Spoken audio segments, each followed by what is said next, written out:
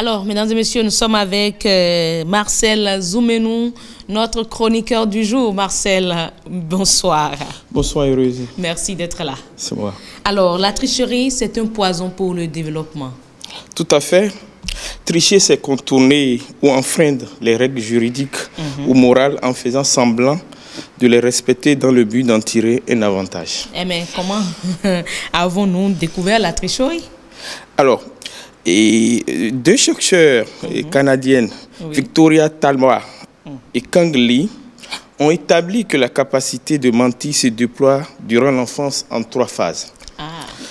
La première phase, c'est le mensonge dit primaire. Ce mensonge survient vers l'âge de 2 ou 3 ans. Alors que les tout petits sont capables de faire des affirmations qu'ils savent fausses. Le mensonge secondaire, quant à lui, apparaît vers 4 ans, lorsque les enfants sont en mesure de distinguer leurs pensées et celles des autres et qu'ils sont donc conscients de pouvoir duper leur interlocuteur. Et enfin, il y a la troisième phase qui est le mensonge tertiaire qui se manifeste vers l'âge de 7 ans, 7 ou 8 ans, et se faisant plus crédible dû au développement de la pensée logique et de cet âge de raison. Donc, il y a 3 phases. Tout à fait. Où on découvre la tricherie. En 3 phases. Alors, donc, tout le monde passe par cette étape-là? Oui, souvent. Tout le monde passe par cette étape. Mais pourquoi, en fin de compte, nous trichons? Alors, nous trichons pour plusieurs raisons. Oui. Parmi lesquelles les plus importantes sont le réflexe de suivi, la mythomanie. La mythomanie, c'est une maladie. Oui. Par appui altruisme ou pour se donner bonne conscience.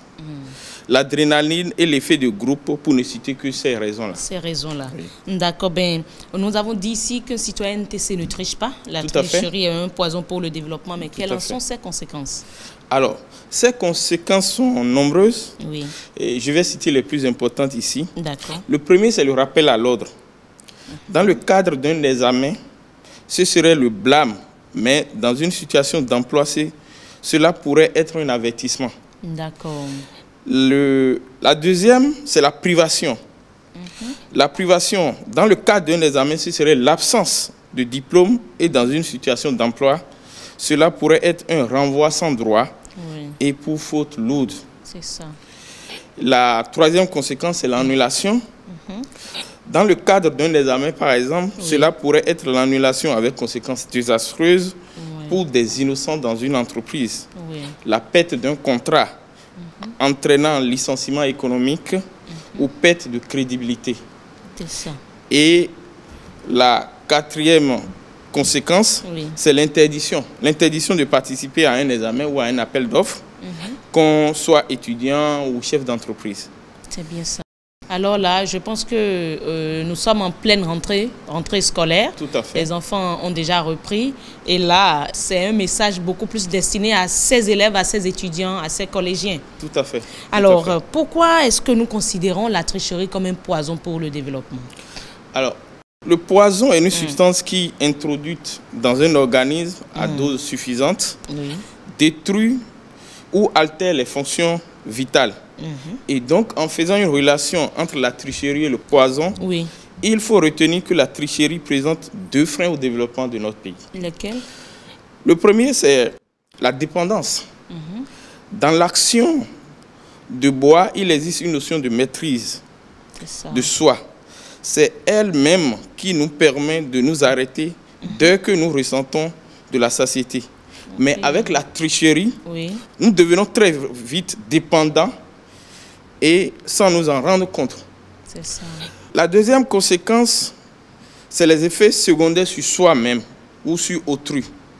Toujours dans le même ordre d'idées, la tricherie crée des effets secondaires à l'instar du poison pour celui qui se désaltère à sa source. De même, son entourage généralement innocent est exposé sans le savoir à ses conséquences graves. C'est pourquoi un citoyen NTC doit dire non à la tricherie sous toutes ses formes pour favoriser le développement stable et durable de notre pays. Le citoyen NTC, je veux bien que vous repreniez cette dernière phrase. Je dis bien le citoyen NTC doit dire non à la tricherie sous toutes ses formes pour favoriser le développement stable et durable de notre pays. Merci beaucoup, Marcel Azoumeni. Nous vous remercions pour votre disponibilité. Merci.